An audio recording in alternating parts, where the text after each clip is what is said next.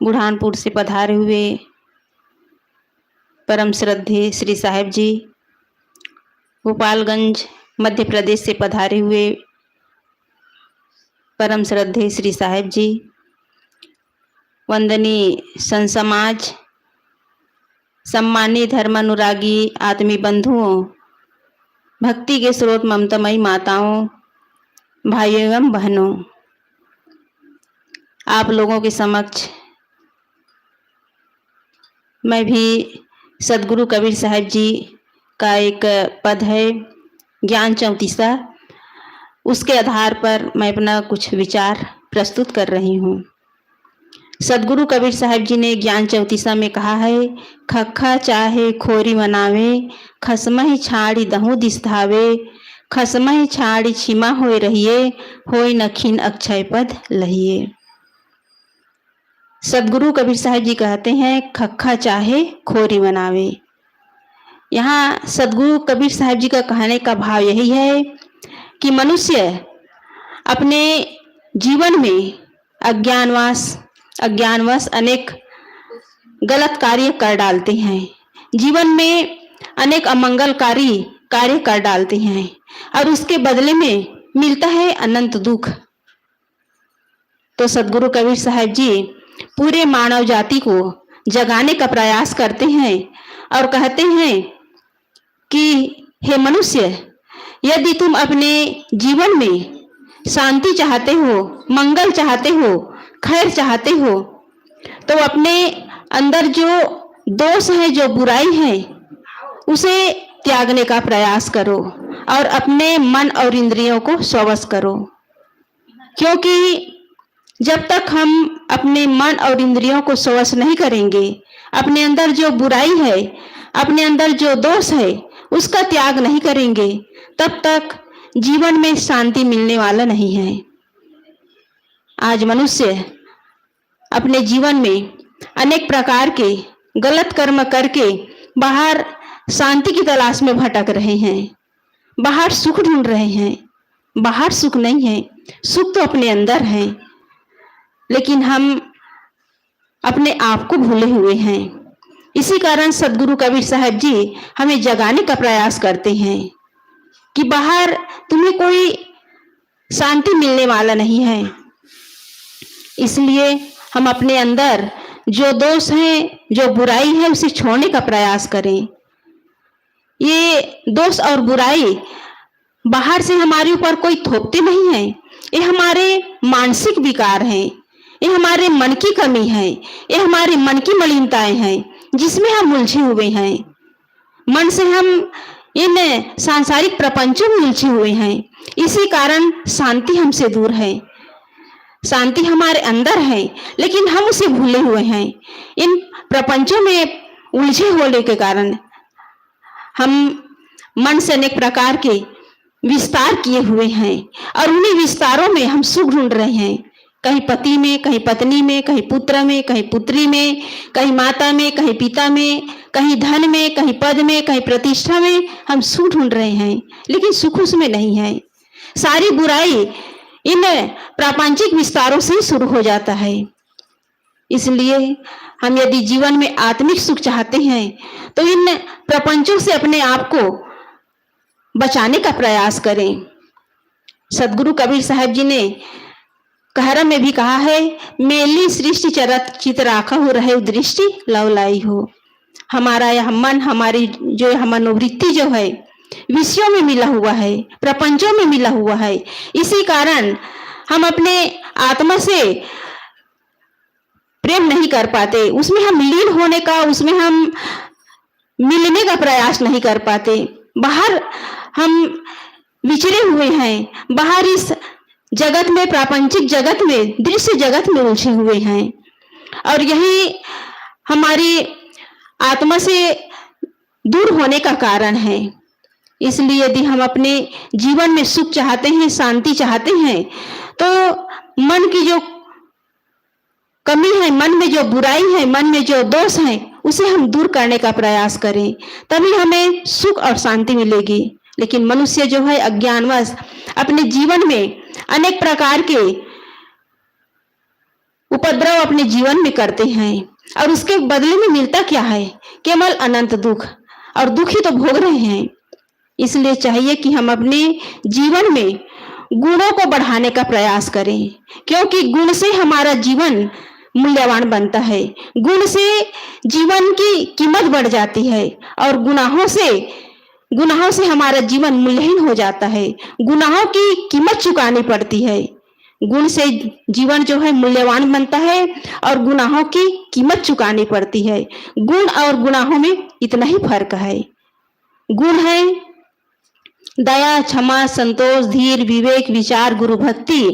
यदि इनको अपने जीवन में बढ़ाते चले जाएं तो हमारा जो जीवन जो है मूल्यवान होता चला जाएगा।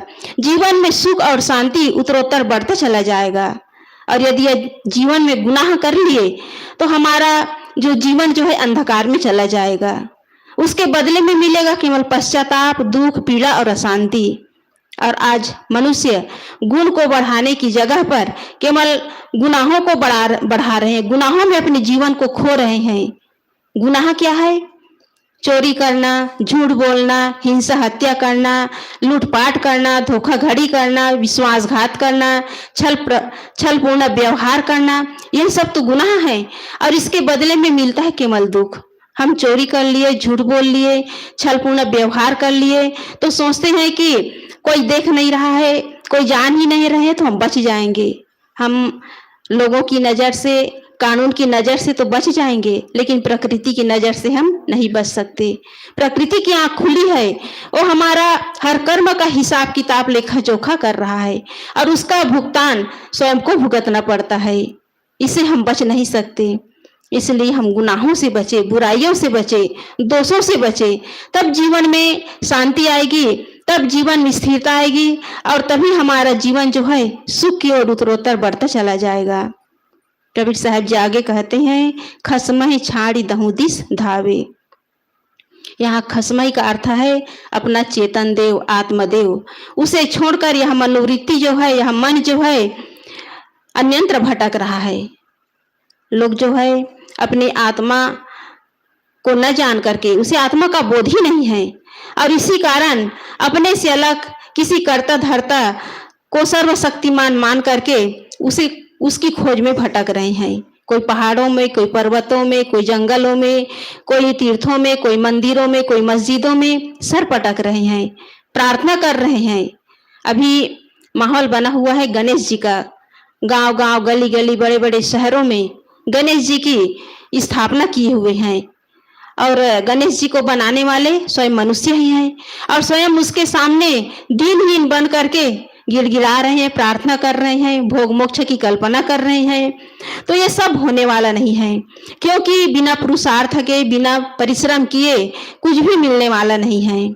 न हम भौतिक क्षेत्र में आगे बढ़ सकते हैं और नहीं आध्यात्मिक क्षेत्र में। लेकिन मनुष्य जो है अंधविश्वास में पड़कर केवल चमत्कार के पीछे भाग रहे हैं कि पूजा पाठ करके जीवन में कुछ चमत्कार हो जाएगा, मंत्र जाप करेंगे तो जीवन में चमत्कार हो जाएगा, यज्ञ हवन करेंगे तो जीवन में कुछ चमत्कार हो जाएगा। लेकिन जब तक हम अपने अंदर बुराइयों को, अपने अंदर जो दोष है, जो कमी है, उसे दूर नहीं करेंगे, जीवन में चमत्कार होने वाला नहीं है। सदगुरु कबीर साहब जी ने कहा है कि हंसा तू तो सबल था, हल्की अपनी चाल, रंग गुरंगे रंग या तय किया और लगवार। सदगुरु कबीर साहब जी कहते हैं कि हे हंस, हे जीव, तू सबल है, तू दीनहीन बन करके कहाँ भटक रहा है, कहाँ अपने को खो रहा है। इसलिए हम स्वयं जगे और जग करके अपने आत्मा की ओर लौटने का प्रयास करें, अपने आत्म तत्वों को पहचाने, तभी हमारा उद्धार हो सकता है। नहीं तो अंधविश्वास में, पाखंड में और अनेक प्रकार के कर्मकांडों में लोग उलझे हुए हैं। अभी कथा भागवत के माध्यम से जहां भी जाओ बहनों की भीड़ लगी रहती है मंदिरों में, शंकर जी में जल चढ़ा रहे हैं और कौन सा फार्मूला है, एक लोटा जल और सारी समस्याओं का हल। लेकिन किसी के समस्याओं का हल होने वाला नहीं है। क्योंकि आप शंकर जी में जल चढ़ा रहे हैं, बहुत अच्छी बात है, पूजा प्रार्थना में लगे, अच्छी बात है, लेकिन इसके साथ साथ आप चेतन देव को भी पूजने का प्रयास करें। चेतन देव हमारे घर में माता पिता हैं, सास ससुर हैं, बड़े बुजुर्ग हैं, उनके प्रति सेवा का भाव हो, उनके प्रति आदर सम्मान का भाव हो, तब पूजा प्रार्थना सार्थक होगा। हम पत्थर को पूज रहे हैं और चेतन प्राणी के साथ गलत व्यवहार कर रहे हैं तो हमारा पूजा कभी सार्थक होने वाला नहीं है। इसलिए कहा गया है कि यदि घर में जिंदा सांप निकल जाए तो लोग उसे तुरंत मार डालते हैं और मंदिरों में जा करके नाग सांप की जो मूर्ति है उसके सामने पूजा करते हैं, उन्हें दूध पिलाते हैं, उनके सामने अगरबत्ती घुमाते हैं। घर में चूहा निकल आए तो तुरंत मार डालते हैं, कहीं नुकसान न कर दे, वस्तु को कुतर न दे। लेकिन गणेश जी की सवारी चूहा है, उसकी पूजा करते हैं। घर में जिंदा माँ बाप हैं तो उसका कोई मूल्य नहीं, लेकिन वही माँ बाप इस संसार से चले जाते हैं तो उसकी फोटो टांग करके उसकी फोटो में फूलमाला चढ़ाते हैं, अगरबत्ती घुमाते हैं। इसलिए कहा गया है कि जिंदा से नफरत क्यों और पत्थर से मोहब्बत क्यों। हम विचार करें, हम पत्थर को पूज रहे हैं और जिंदा इंसान के साथ हम अनादर का, तिरस्कार का भाव कर रहे हैं तो हमारा पूजा करना बेकार है। परम पूज्य गुरुदेव जी ने कहा है, दिल दया रहम को तजकर संध्या नमाज खाली है, प्राणी से बैर बढ़ाकर ईश्वर पूजा जाली है। सब पूजा धर्म कर्म है, निर्मल मनमानी काया, मानव में प्रेम प्रसारण और जीव मात्र पर दाया। हम जीवों के प्रति दया का भाव रखें और प्राणियों के प्रति प्रेम का व्यवहार करें, क्योंकि कहा गया है कि प्रेम में ही परमात्मा है। जहाँ प्रेम है वही परमात्मा का निवास है, वही जीवन में सुख और शांति है। इसलिए हम बाहर भटकना बंद करें और अपने अंदर जो आत्मदेव है, चेतन देव है, उसे हम पहचानने का प्रयास करें।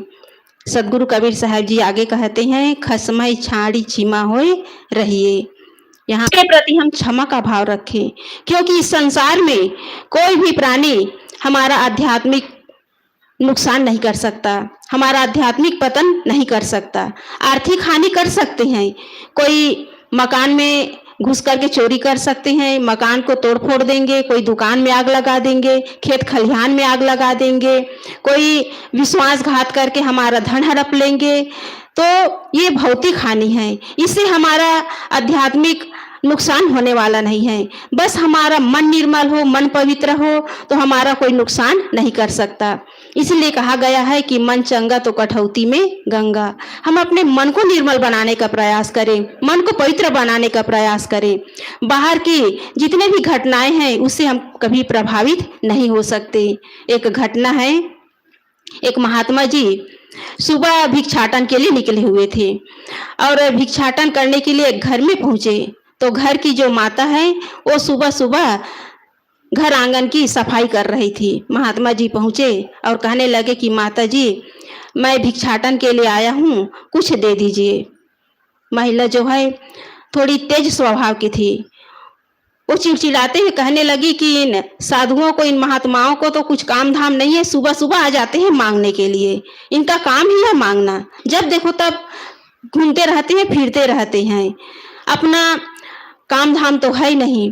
जो उसे मन में आया वो बोलती गई। महात्मा जी चुपचाप वहां से निकल पड़े। घर का मुखिया घर के अंदर था, वो सब कुछ सुन रहा था।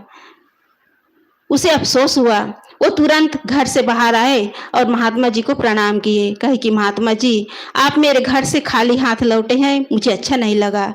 आप मेरे घर से कुछ दान लेकर के जाएंगे तो मुझे आत्मिक संतोष होगा, मुझे खुद संतोष मिलेगा।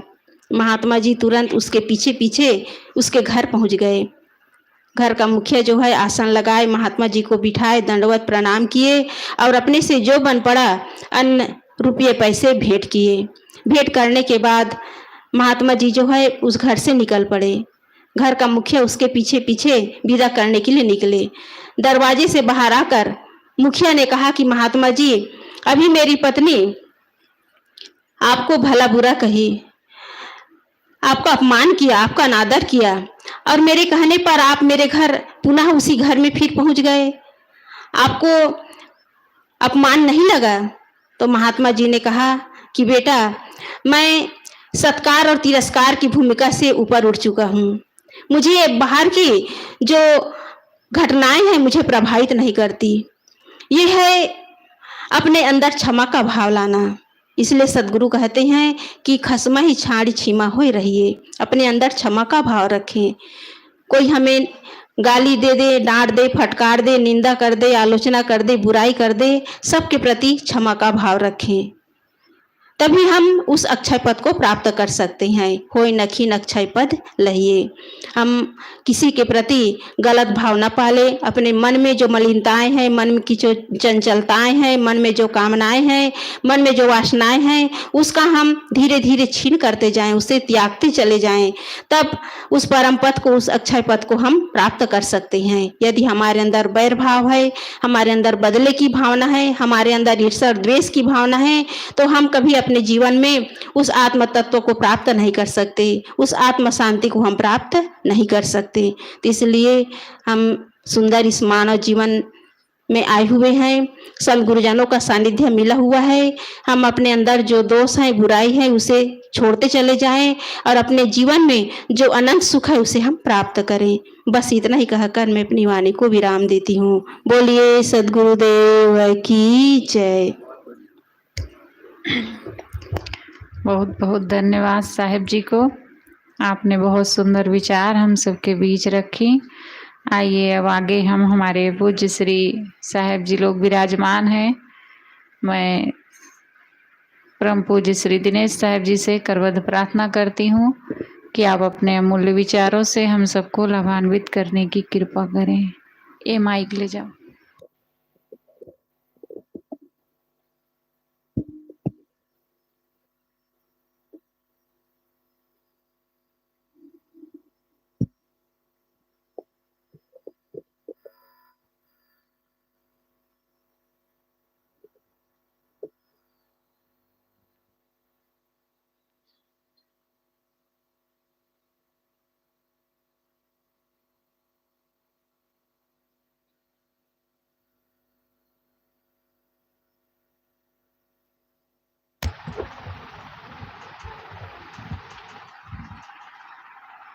तिरछा हो रहा क्या?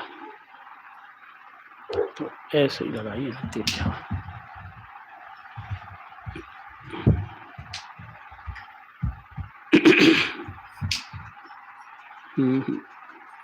थोड़ा आगे बढ़ाइए इसको।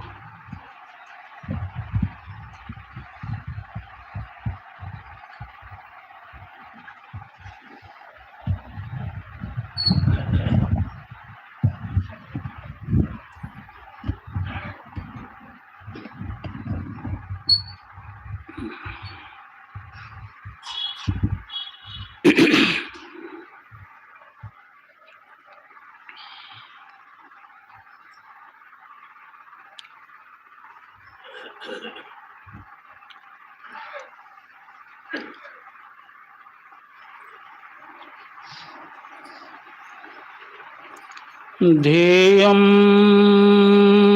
सदा हि सुगुरोस्य चरणारविन्दम् ज्ञेयं शुभं कलिमलोघहरं सुवाक्यं ज्ञेयं मुदायतिवरे परिपूज्यमान्यं सेव्यं भजामि चितिरूपमज्जं कवीरम् नारूपमस्येह तथोपलभ्यते न अन्तो न चादिर्न न च सम्प्रतिष्ठः आश्वास्थमेनं सुविरूढमूलम् असंगशास्त्रेण द्राणेन छित्त्वा असंगशास्त्रेण द्राणेन छित्त्वा गुरु कबीर के चरण नमो प्रगटायो सदपंथ मुक्ति प्रदाता सदगुरु धन्य पारखी संत, भ्रम मिटाए पथ बिकट का, निकट लखायो राम। ऐसे गुरुवर देव को कोटि कोटि प्रणाम। बोलिए श्री सद्गुरुदेव की जय। परम पूज्य बैराग विभूषित बीतराग श्री कबीर निर्णय मंदिर नागझिरी बुरहानपुर से पधारे हुए बीजक मर्मज्ञ श्री अमोही साहिब जी, स्थानाध्यक्ष साध्वी श्री ममता साहिब जी,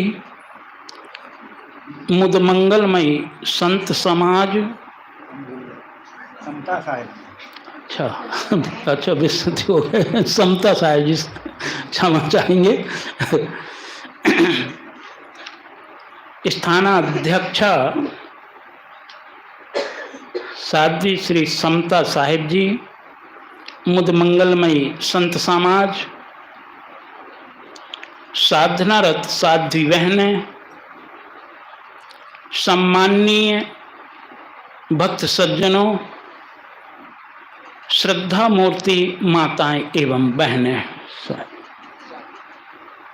मेरे लिए भी आज्ञा हुई है।